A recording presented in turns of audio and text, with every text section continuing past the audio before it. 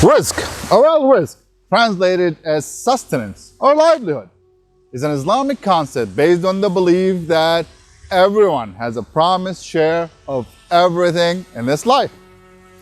Before birth or the descent of the soul, a certain share of life is promised to each of us. Nobody dies before receiving their promise in full. It's part of our fate. And it's not just money, is the common belief. Everything good that brings us benefit from our daily bread, food, water, spirit, mind, health, friends, family, parents, siblings, spouses, children, relationships, home, security, jobs, recognition, love, sex. I would even go so far as to say orgasm. Can air be provided or cut from you by someone or something? Then yes, it's rizq as well. I'm you, and this is my story. Your rizq often comes in one of two ways. Something guides you to it, or something guides it to you. Your intuition, the voice within, the inspiration, the voice of God, whispers to you, wakes you, and gently walks you to it.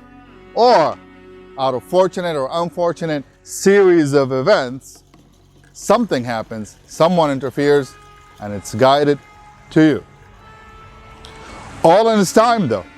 It's there when you're both ready, not when you want it. How and when you receive it fluctuates. For example, if your meant rizq for the next 10 years is 1 million, you can receive 100,000 each year, or 10,000 each year and 910 in the last, or any other random earning. Either way, you will receive it all. Either way, it must be worked for and sought after. To eat, you must work, earn, purchase, prepare, and still have to reach and put it in your mouth. Nobody is going to do everything for you. The fear for rizq, it's within everyone, even ourselves. The innate fear that this person is going to eat my rizq, or that my rizq is under someone's hand. We see it all the time in our homes, in our work, how some people create unnecessary drama and tragedy to secure their seats out of fear for their rizq. Quoting the Arabic proverb, run like a beast, other than your rizq, you won't get. Nobody is born without their rizq, and nobody dies short of it. Satisfaction is the key here. To be content with the maktub, or the written, what's decreed by the Most High. It's all in Allah's hand, whatever Allah or God is to you. If rizq was under someone's hand, how many would have died in their cradles? Then why do we go around afraid that we'll ever get cut off, miss out, or not receive it? Or if we'll ever make it or meet someone?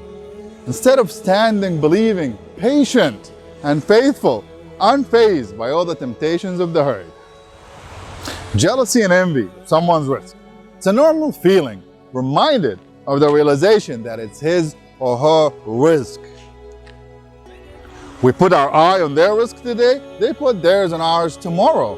Why would anyone want to eat the food in another's mouth?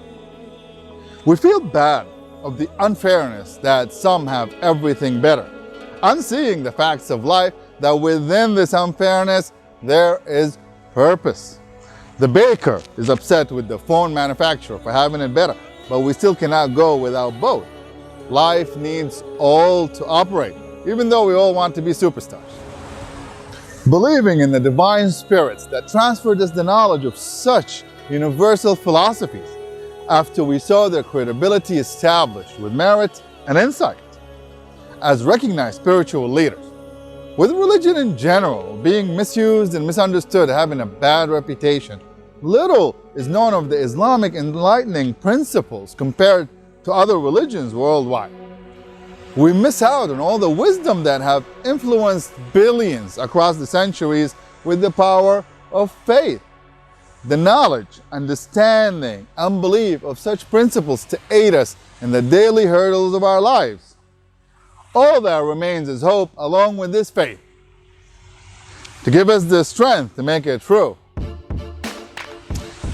And if we ever reach that serene state of inner peace, with the wisdom gained along the way, we finally realize that everything happens the way it's supposed to, with the rizq provided.